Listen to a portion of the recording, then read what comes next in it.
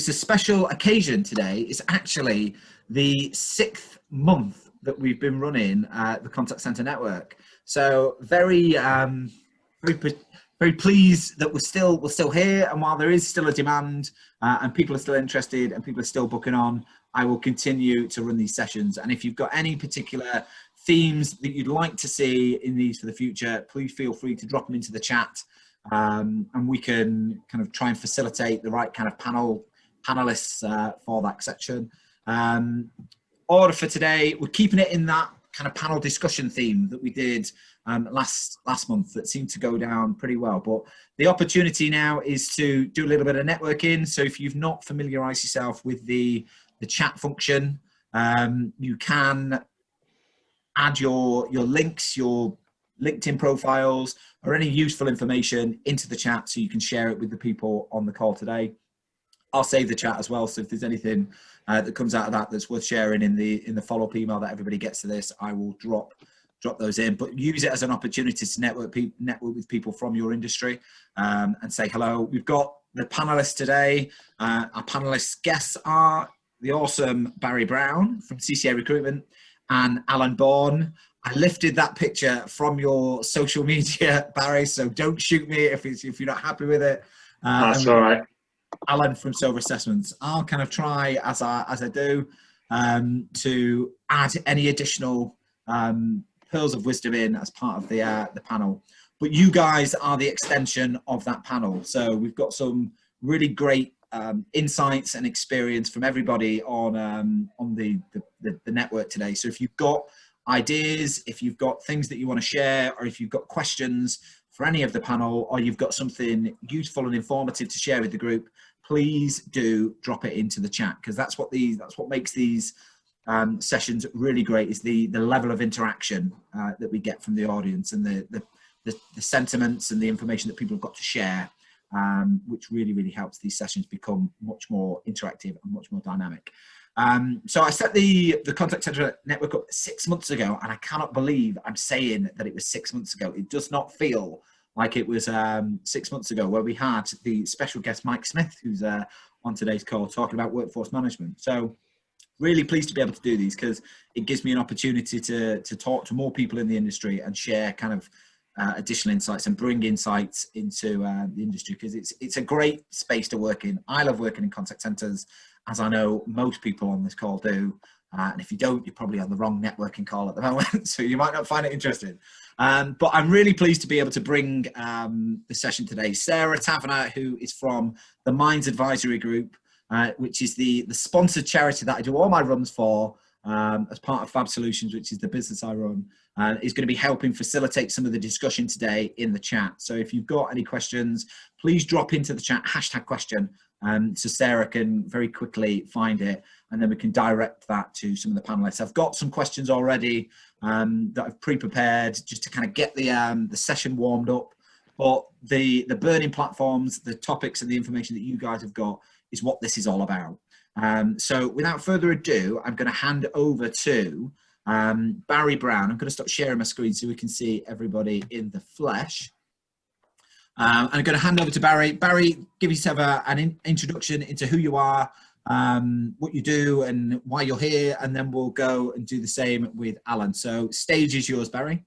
Lovely. Thanks, Gary. Well, first, thanks for inviting me on today. Barry Brown, I'm one of the directors of CCA Recruitment. We're a specialist recruitment organisation within the customer service and contact centre industry.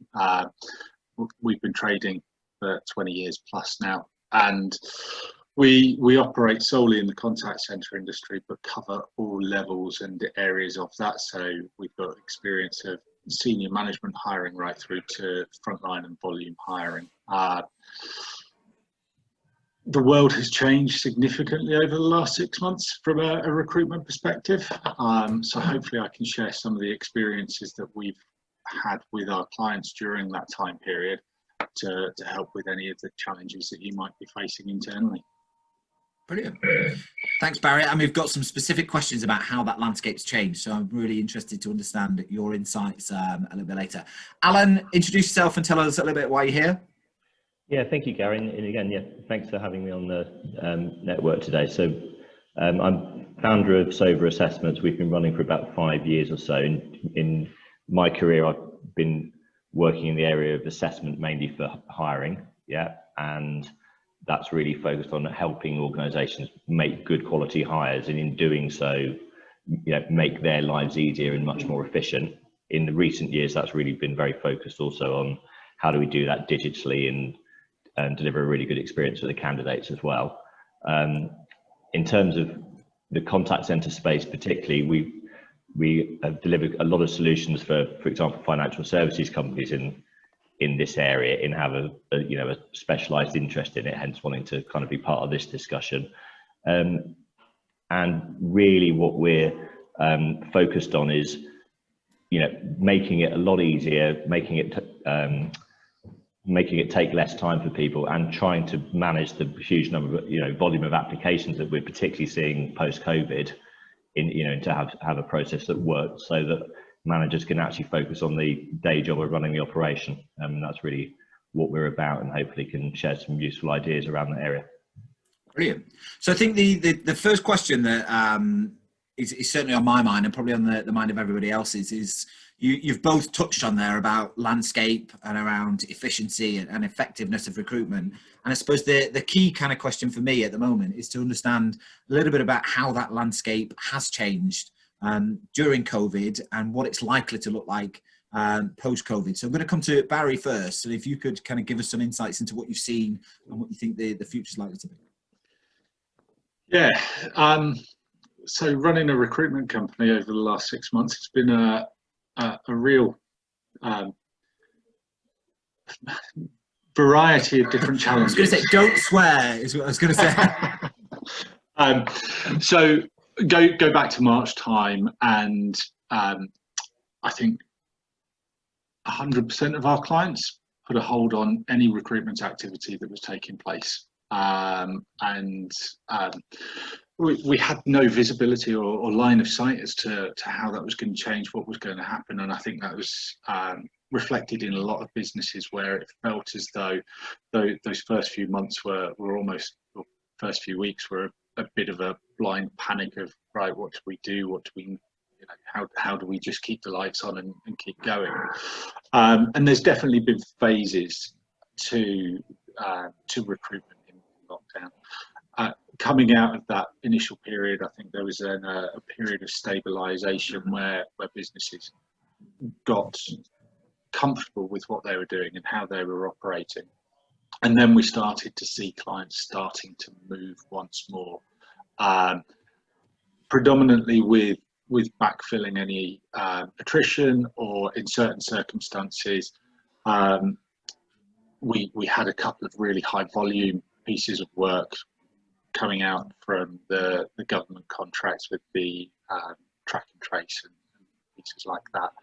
And then just coming into the summer, July, August time, as businesses came out of lockdown, the retail world opened back up, we really started to see some of the core metrics that we would look at around attrition starting to factor in. I think when everyone was working from home and they couldn't go out and do certain things, then attrition, sickness, absence, I think most organisations were saying that their performance in those areas was extremely high.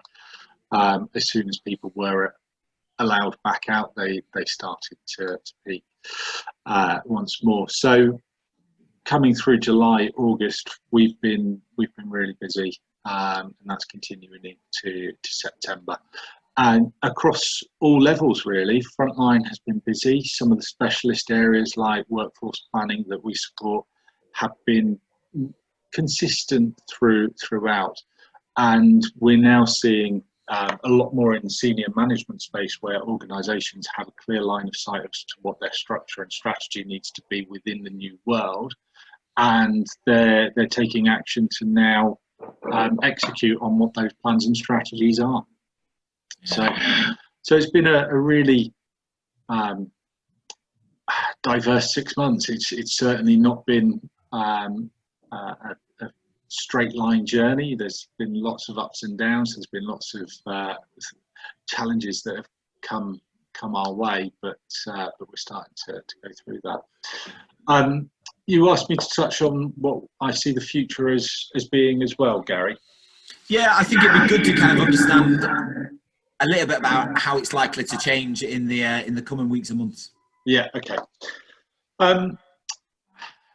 Obviously, it varies between businesses, and I think the biggest variation stems from internal decisions that are made around: do you tap into the global workforce and global talent pool, or does your business require you to retain a level of geographical fix with your workforce?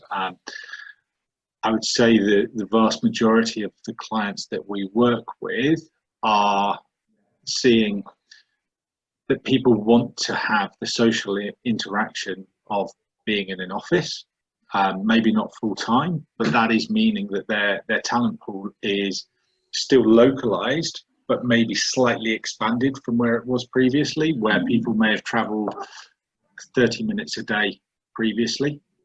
If they're only going into the office for 2 or 3 days a week, will they now do 45 minutes to an hour commute?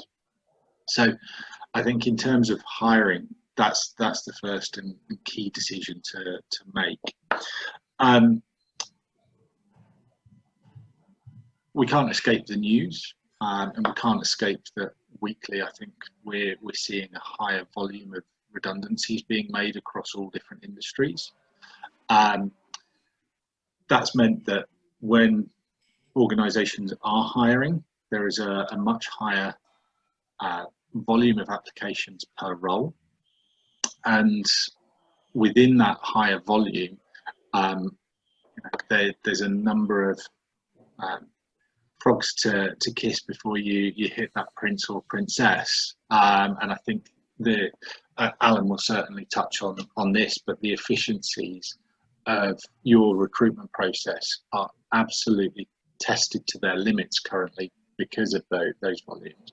And longer term, if you're not, or if you're inefficient within those processes, then the candidate experience deteriorates, which then has an impact on your employer brand. So I think it's really important as to how organisations effectively manage their candidate pipeline at the moment, to ensure that it isn't impacting adversely on those brands, which when you get to a level of higher employment, that employer brand becomes a really powerful tool to attracting top talent to your business. So yeah, that's really interesting. I think what we can do is we can touch on some of those comments that you've made there about candidate pipeline. But before we do that, I'd like to ask Alan, what have you noticed in terms of change, Alan, and to Barry's point, how maybe technology can help improve some of those efficiencies of wading through that candidate pipeline that Barry was talking about. Yeah, absolutely. I mean, you know, kind of echoing some of the points Barry is getting. There's clearly been these sort of phases of, you know, reacting stroke a little bit of blind panic in March for everyone, and then very quickly finding your feet and figuring out what to do. Has moved into a bit of a steadier state through the summer, and I think a lot of organisations are giving some genuine thought now to what is the right reshaping going forward. You know, it doesn't feel like it's going to be, you know, completely virtual way of working. People want to have the community of you know, having a location that they're attached to in those kind of things. And clearly for managing people, it's better if you can get some time in, you know, for lots of different reasons with them in that sense. But we're definitely seeing a shift on the virtual working front to clients trying to figure out how they're going to organise that and make it work better for managing the workforce. So there's a real theme there. The piece alongside that is, well, you know, when we're hiring people, the applicant volume's going up, the range, obviously because of the unemployment point, again, Barry was alluding to, we've got a much bigger talent pool of people from other industry sectors that have had a lot of redundancies. And so there's a much wider group of people, not all of whom necessarily have contact center experience, but a big slice of those might have the right personal qualities to be really effective. So it slightly changes the question about, well, what does good look like really for, you know, individuals that you might want to hire? And alongside that, you've probably got perhaps less hiring, less roles to fill, but a lot more people applying. So you're kind of caught in this crunch of how, you know, if we've got, let's say, 2 or 3 times as many applicants in whatever number less roles, you know, the potential amount of time suck that can create is pretty immense, unless you can start to use the technology side of it, which is, you know, obviously what we're involved in, around screening the high volume of candidates scientifically, so that you get really good people at the last stage when you actually see them, and then using virtual tools, you know, because of the COVID situation, if you're not able to get as many people in face to face. I know it's a bit of a hybrid at the moment, but changing the shape of that funnel so that this isn't just taking up everybody's time, I think has been really key, if that makes sense. And it works by being good at spotting the people that are a good fit. Yeah, you know, for that funnel to work, you have to have the accuracy at the top of the funnel to spot the right talent, and that's kind of the key, I think. And I want to explore that a little bit more, because I'm interested in the science behind it. But before we move on to that, I want to take Marianne, if you could take yourself off mute. You've posted a question in the chat. And Barry, you talked about working from home and kind of how recruitment is changing. Marianne's got a great question about part-time roles. Yeah, Barry, it's an obvious one.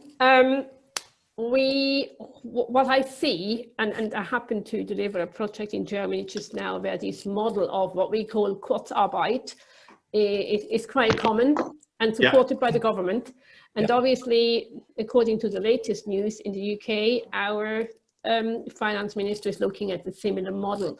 Now, I think from a recruitment point of view, that is an interesting pool of people that maybe we haven't seen as much by way of hiring part-timers and maybe hiring to shift rather than just hiring a full-time person. Can you see a trend on that already, or do you think that's actually a runner?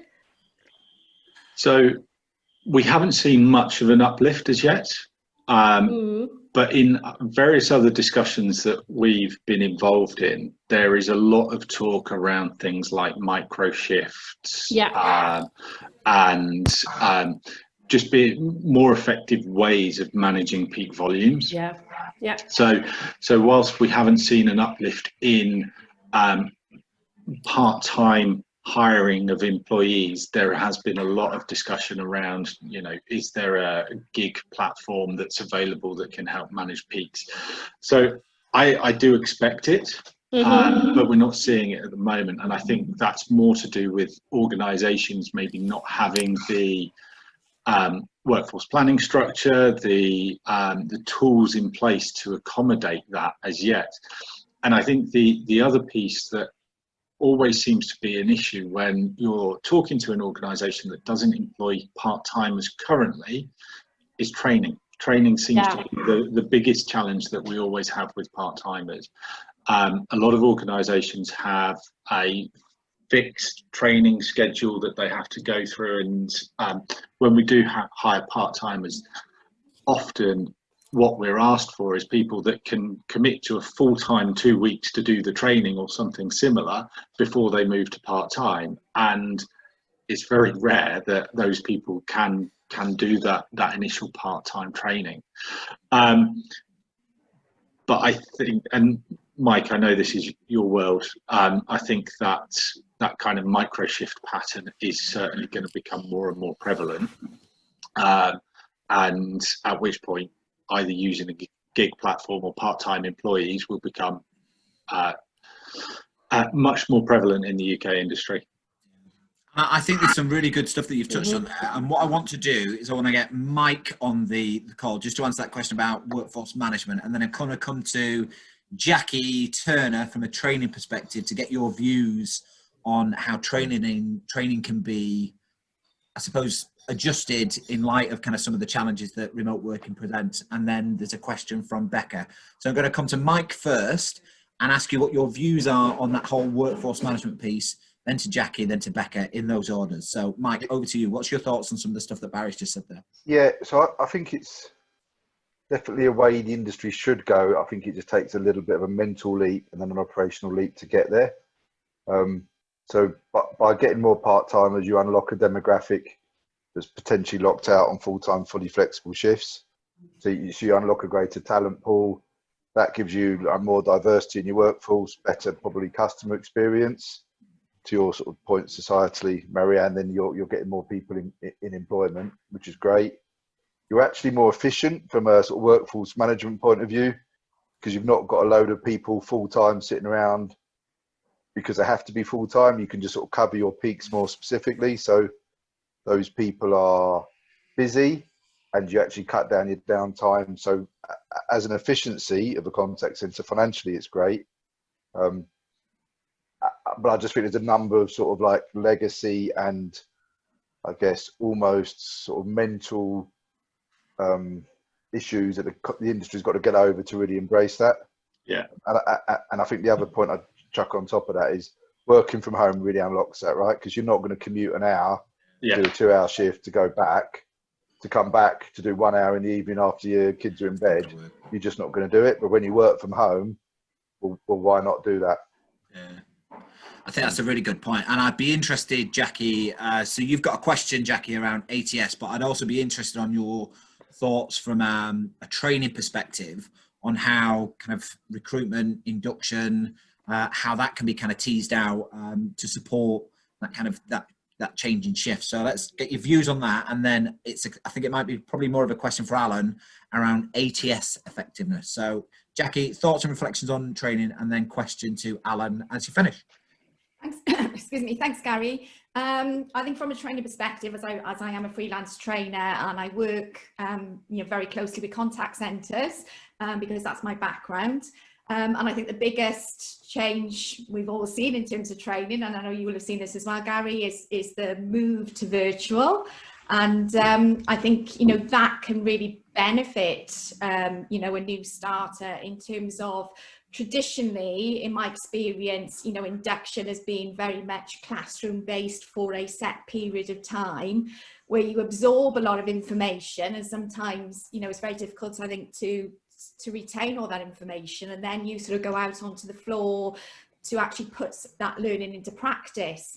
But I think in terms of the benefits of virtual is giving a new starter an opportunity to learn in chunks, to absorb information in a sort of shorter 2-hour session, which I think is hugely benefiting people retaining that information and then being able to embed it far quicker than a full day or a week's training course, and therefore to be able to perhaps then do some of the on the job work as they are then attending those sessions. So they do shorter sessions, and in between they start to embed that by doing some simple tasks and building their knowledge whilst they're actually doing on the job, in addition to receiving that training throughout. So if you were doing, I don't know, a 4-week program, you'd have sessions where you were actually in the office, or not in the office, but at home doing the work, but also then during that day you might be attending a couple of virtual training sessions. So I think it's potentially changed how an induction can look, and it won't necessarily need to be all a period of full training. It can be certainly mixed and match, I think, with actually building the training into the actual on the job experience as well. I think that's an awesome response. I'm going to come to Barry shortly with a question from Becca around induction. So if you familiarise yourself with the question in the chat, Barry. But Jackie, I'm going to let you ask your question of Alan around ATS effectiveness. Yes, a big part of my business is also career coaching. So I work a lot with clients, helping them to secure a job, such as in call centres. And the biggest question I'm asked currently at the moment is there's a lot on the internet about ATS as a filtering system, and you have to get through that stage first before your CV is seen by a human being. And I'm just interested in your thoughts in terms of, have you noticed an increase in companies now using ATS systems because of the huge number of applicants per job? And if so, what's your thoughts in terms of how effective they are? Good question. Yeah, a really good question, Jack. Actually, in terms of the ATS piece, I think in terms of that recruiting journey, the applicant tracking systems generally provide kind of the plumbing to kind of manage your candidates through, right? As you said, from initial job post application through whatever stages of assessment. And as you probably guessed, the bit that I'm closely involved in is what assessment steps you might then have as you run them through that funnel. So yeah, there's nationwide, we're currently rolling out a contact center solution with those guys, and they have an applicant tracking system called Talent Link. It's okay. There's lots of other good, decent ones out there, and we tend to integrate into those. I think the opportunity there from the company side is obviously really key. Is how do we, for recruiters and managers, really make that run smoothly? So there's a business benefit immediately of having it. The key bit then is what filtering you're actually putting in. So we do see companies that have been using CV filtering, and that can end up actually narrowing your talent pool if you don't use it right, especially in the current environment. There's, just take a practical example, there's going to be loads of people out in the market who have the right people qualities to be great at some of the jobs that people might be hiring for, but don't necessarily have any contact center experience or whatever. So but they could be superb at doing it. And what we tend to get into is, let's focus on the situational questions or profiling them quite early on before they even put their CV in, and say, are you a good fit in terms of how you tend to, are you self-motivated? Are you, good at empathizing with people? Can you solve problems? All that, those kind of competencies. Try and get a read on that early, and be a bit less reliant on experience and a lot more focused on their potential to do the job. So ATS definitely really helpful. What you have in it as you assess people probably is the key to, then really generate the benefit, if that makes sense. But we're seeing most of the big organizations we work with, they'll have an ATS of some sort and starting to roll them out a bit more. Brilliant. Thanks, Alan. I'm going to come to Becca next. So if you can take yourself off mute, Becca, and ask your question. I think it's probably best to maybe start with Barry. Are you there, Becca? Yeah. So you've popped up on my screen. So feel free, ask your question to Barry. So it's basically just a question to see whether you've seen a bit of a shift, given the remote working now becoming more common, in the recruitment strategy for contact centre staff. So, for example, is the relevant industry becoming more of a high-profile requirement rather than necessarily that customer contact centre experience? So, with obviously the induction and the training being remote, it's more difficult to give them all of that industry experience so they can deal with customers' queries. So, just what you've seen with that and any advice, really. Yeah, okay. So if we go pre-COVID, the trend was certainly to move away from hiring people exclusively based on their experience within contact centres. We saw a lot of businesses shifting that model, and the key parts to their hiring processes were around how do you identify that real customer focus. And that could come from any different sector, hairdressing, gastro, lots of different areas.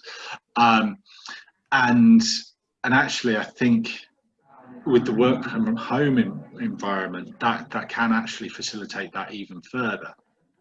I think what's actually kind of come out of the requirements these days is actually identifying those areas of that are really important to you, are less important than I'll go back a couple of years now, where we observed lots of people going into a contact center and just not enjoying the very heavily measured, the managed contact center environment, where we've all heard the stories of having to put your hands up to go to the toilets and stuff like that.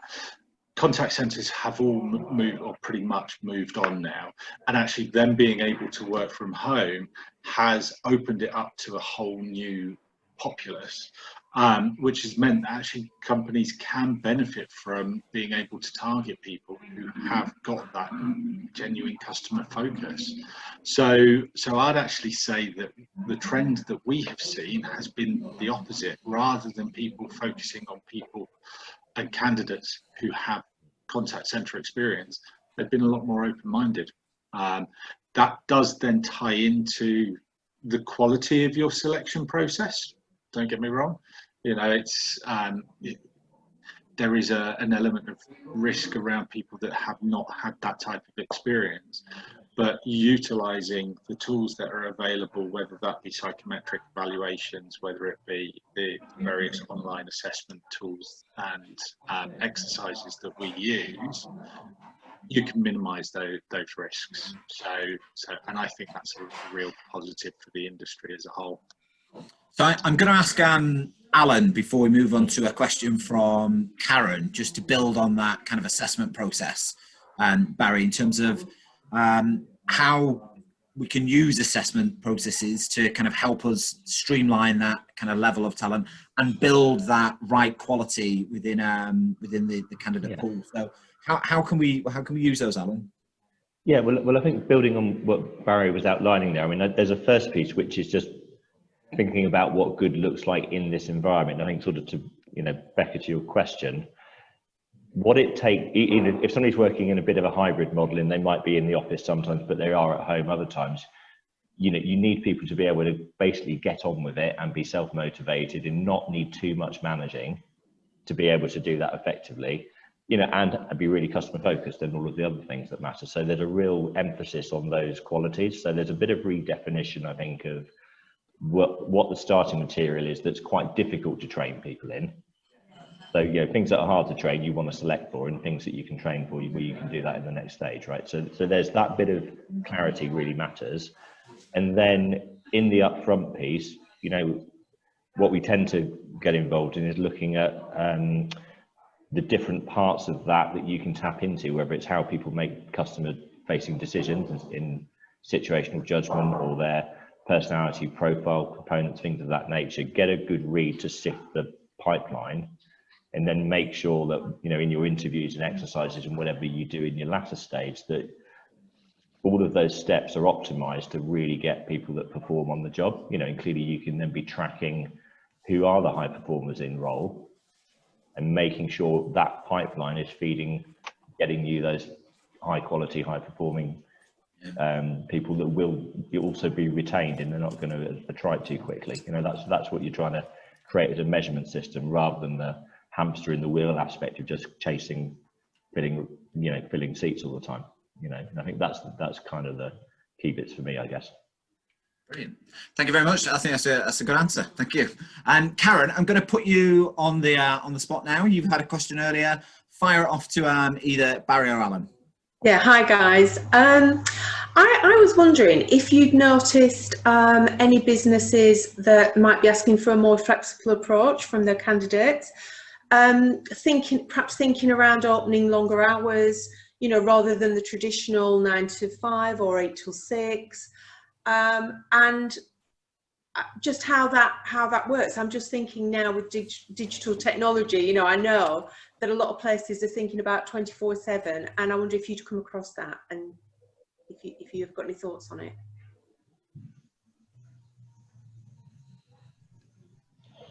Is that? Do you think that's to Barry or more Alan, Karen? Oh, I don't know. Sorry, I just dropped out then as well, so I didn't hear kind of the back end of the question. Okay, so, well, what it was, Barry, it's just, I'm just trying to get a feel for, you know, are businesses looking at maybe a more long, you know, 24/7 operation potentially? Are candidates now being asked to be a little bit more flexible around their time at work? And especially with working from home, I think it was Mike who mentioned, you know, maybe you have tea and go back in for another hour. So there is potential there for employees to work those kind of graveyard shifts perhaps, and I just wondered how you didn't ask for that. I think that's a really interesting point in terms of, are we seeing any new shift patterns emerging, yes. Barry? Yeah, thanks, Gary. So certainly we have seen some organisations, I think some I think a lot of it depends on the scale of the organisation primarily.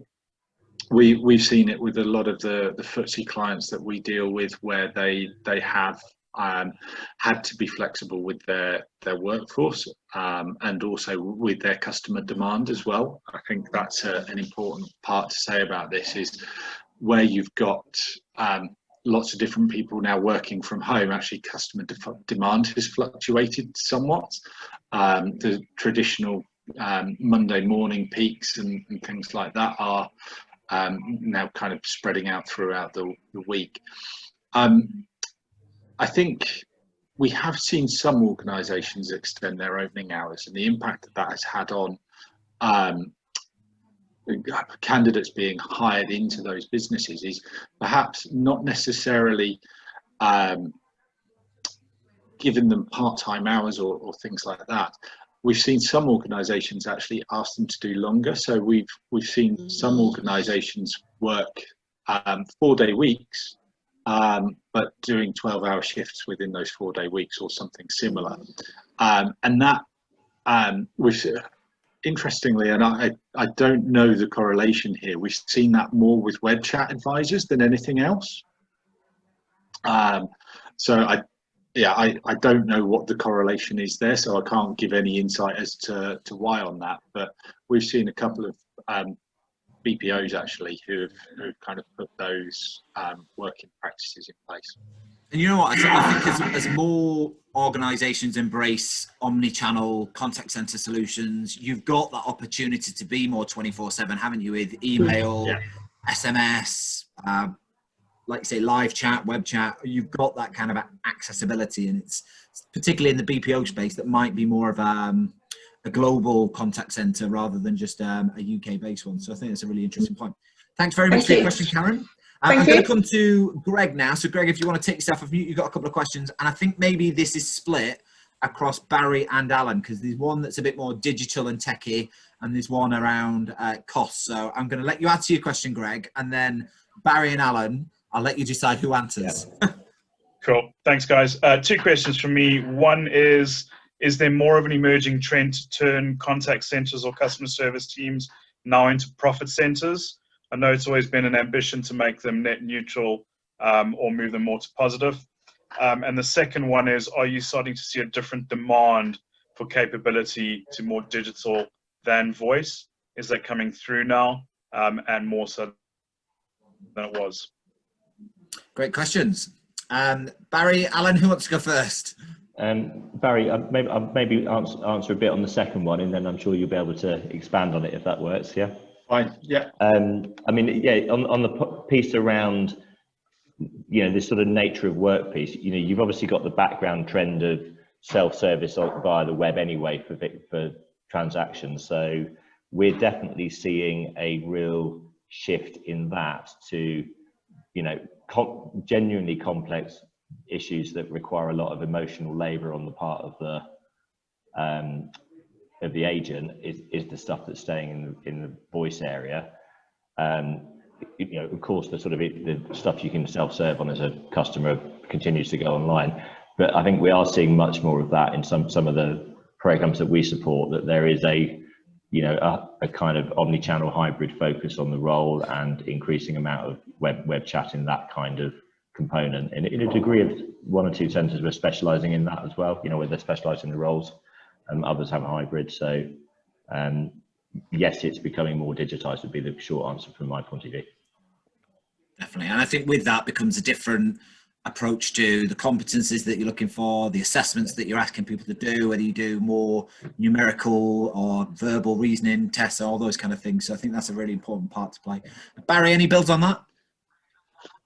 Yeah, so I think we held a session probably about 18 months ago that talked about what does the agent of the future look like.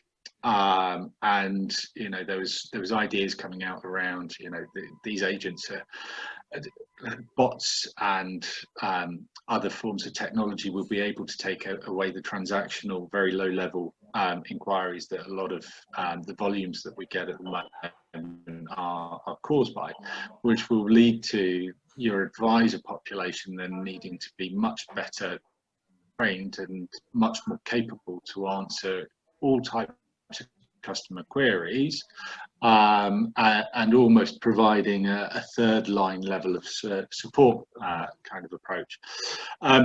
So I think that transactional piece will come out, and we're starting to see that already with various organisations now looking for their advisors to be able to communicate with customers across multiple channels. So you still have a lot of organisations that are very siloed in that respect. So someone will be on inbound voice-based contacts, and they will sit next to someone who's doing inbound web chat, for example. We have seen a trend, though, where organisations are trying to blend the types of inquiries that those people are dealing with. So if they're not dealing with any, or there's no demand for the voice channel at that point, that same person is then skilled and trained to be able to undertake the chat inquiries too. So we're certainly seeing more of that, and more organisations who do have that multi-stream, omni-channel offering, wanting those types of candidates. But then just going back to the point around organisations wanting to turn service from a cost centre into a profit centre, I think that's pretty much been the desire for those how many years. I think as you start to take out some of the transactional contact and utilise bots and AI to be able to answer those, and also serviced options, you know, FAQs, etc.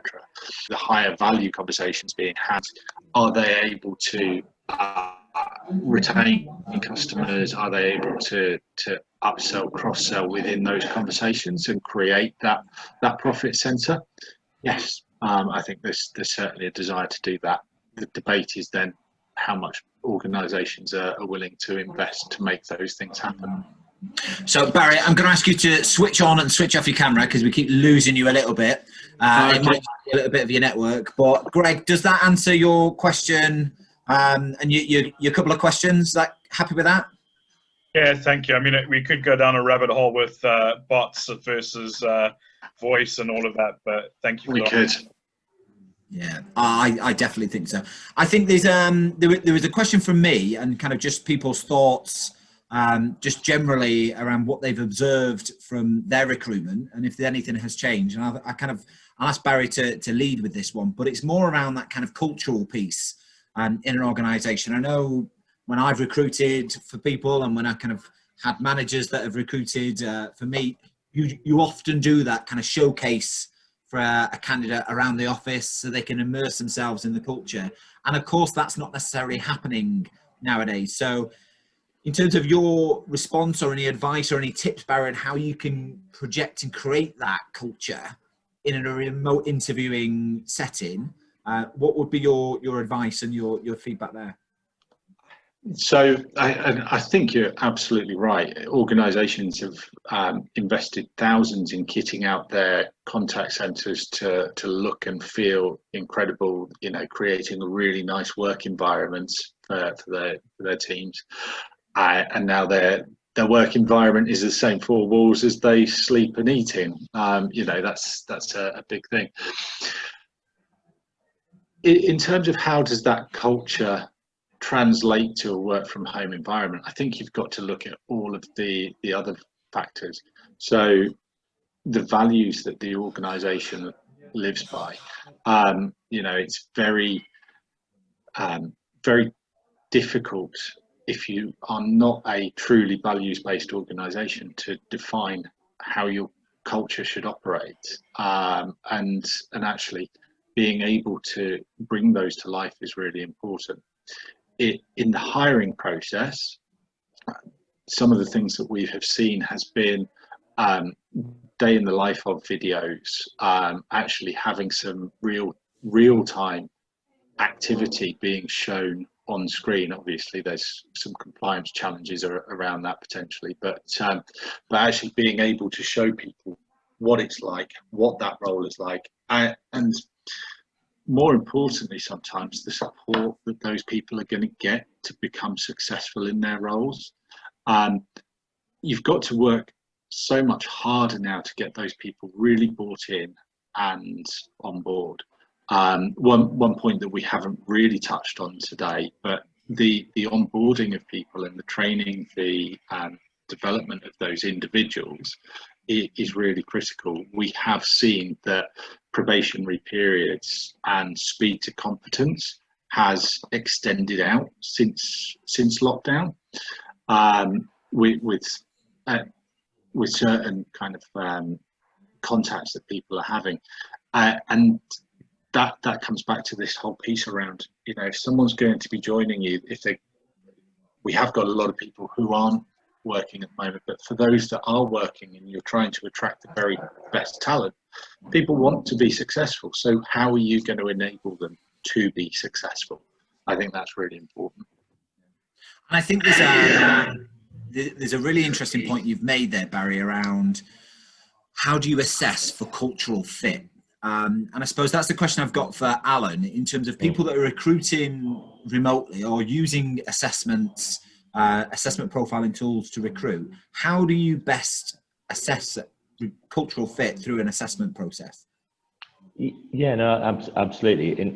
In one of the ways that works very well for doing that, in, you know, kind of we often get involved in, is during that pull through, and I think Barry's sort of alluding to the familiarization process as candidates come through before they get hired. They're kind of a captive audience while they're applying, obviously. And historically, you don't really do anywhere near as much communication about the role and the expectations and all that stuff through that journey. And on the assessment side in particular, various kind of situational judgment type of questions, which are, you know, here's a situation with a customer, for example, and this is happening, or with a colleague, and here are some choices, what would you do? And taking people through those kind of situations and helping them think about how they'd react. Firstly, that's massively useful to basically select people that fit your culture and your values anyway, point one. But also what's really helpful when you do that is it gives people a really good idea of what is expected of them and what it's going to be like. And so as they come through that, they're learning about what the organization's culture is like, what's going to be valued, all that kind of stuff. And so it's a much more two-way process. So that's on the kind of in the run up to getting hired, you're sharing a lot more practically with the candidate, right? Which otherwise they wouldn't really know. You might ask them some interview questions, but they're second guessing otherwise. And that kind of part of an assessment process really helps. Beyond that, I think that it then, because of the fact that you may not have as much opportunity to inculcate people in a physical environment, I think there's a lot more for organizations to do to then help the hiring managers have the tools they need to onboard, because really it's your hiring manager and your colleagues that you're going to pick up those values from. And you know, that's got to go somewhere. If nobody does it, it won't happen. So, you know, there is an issue there on onboarding that does need addressing, but getting people who are a good fit in the first place obviously helps a lot. Yeah. And I think what's in next month's Contact Centre Network, we're discussing remote leadership practices and how you can nurture talent and develop that whole kind of talent pool. So we'll probably cover some of that in next month's when we have some of the guest speakers from there. But final question from me, I suppose, just to kind of start to wrap this session up before we take the proverbial Zoom selfie, is probably to Barry and Alan, in terms of if you have maybe one piece of feedback or one piece of advice for organisations that are recruiting and perhaps delegates that are looking for roles, what would those pieces of advice be? Come to Barry first, then come to Alan. From an organisational perspective, have a plan and execute on it well. I've seen a lot of organisations come out to market recently, and they've just tried to adapt what they did previously for a work or a remote hiring process. You've got to look at it from the ground up again. It doesn't work just to adapt. You'll end up spending a lot of time and potentially losing some of the top talent that you've had in your pipeline. for doing that. So some of the principles that we were seeing prior to COVID around candidate experience are still absolutely critical. You've got to wow your candidates. The more you wow them, the more choice you're going to get of top people. Wow your candidates then. I think that's the organisational one. How about delegates? Where to start? You know, there's so much advice that we can give to candidates. Just looking for your top tip, Barry. Your top tip for candidates. It's got to be proactive. So 70% of jobs out there don't come out onto the active market. So job boards, recruiters, etc. Be proactive, activate your network, and you know, speak to everyone that you've ever worked with previously to put those feelers out. Without doubt, that's the route that most people will get new roles, especially in this hyper competitive market at the moment. That's my one bit of advice. Don't sit there and send hundreds of applications and expect them to come back to you. You've got to make it happen yourself. Great advice. Thanks, Barry. Alan, would you have any builds on that in terms of tips for organisations and our candidates looking for roles? Yeah, sure. I mean, we've touched on it earlier, but I think the most significant thing for organisations, I think, is particularly because we've got this much bigger pool of people available that are going to apply, is really focus on, you know, the underlying agility and kind of fit that you need, you know, in terms of people being resilient, flexible, you know, customer focused, and really focus on the potential to do the job well rather than the have you done it before stuff. So that, you know, I think that if you start there, a lot of the logical things then follow from that, but just step back and take that view of, well, what do we really need? Because you can't predict the future. You know, we're talking about how the roles are going to evolve in 6 months' time. There'll be a few different outcomes, but there are fundamentals about people you're hiring that you can get right regardless, I think. And so that would be my main one for organisations. For candidates, I think that a main thing there is work out where you are going to thrive, and if you can show that kind of competence and fit, where there's values alignment in where you're applying to, then, you know, obviously be proactive and work hard at looking for the role, but you want to be applying for things that you can show that willingness from your point of view, you know, where you're going to shine. So be selective. If there's lots of different things, really go for the ones that you think are going to be a good fit for you. That's a really good point. And with that in mind, we've pretty much come to the end of the session. So I'm going to ask everybody to put your cameras on and make yourselves look as glamorous as you like, because this is where the social media Zoom frenzy still continues. And we take a little picture and promote hashtag the contact center network. So feel free to take a picture as you are now. I'll give you a 3, 2, 1 countdown, and then you can all smile and be very happy and jovial about being on the network. So 3, 2, 1. There we go, everybody. Thank you very much. The next session is happening on, I'll just quickly share my screen and tell you some dates. Some dates to look out for is going to be the 29th of September. So it's Thursday, the 29th of September is the next day. And we're going to be focusing on best practice for remote leadership. So how managers and leaders can adapt in a remote setting, and how we can help manage and develop people in a remote setting, and continue to kind of retain that talent. A bit like Barry was saying, and how we can combat some of those attrition measures.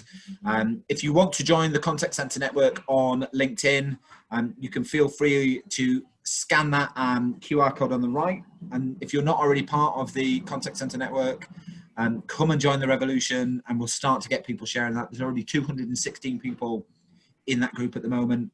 And then if anybody would like to partake in the contact center health check, there's a QR code there, which gives you access to some questions from that I've built that kind of helps you get a bit more of a flavor of where you are with your contact center. And there are my details there. If anybody would like to connect, please drop me a line. That is everything for today. So I'll stop sharing, and I'll say thank you very much to Barry and Alan for joining. Thank you very much to everybody for the questions. Thanks very much for Sarah for manning the chat, and thank you everybody for such awesome questions. And hopefully I'll see you all on the 29th of September for episode number 7. Thank you very much, folks.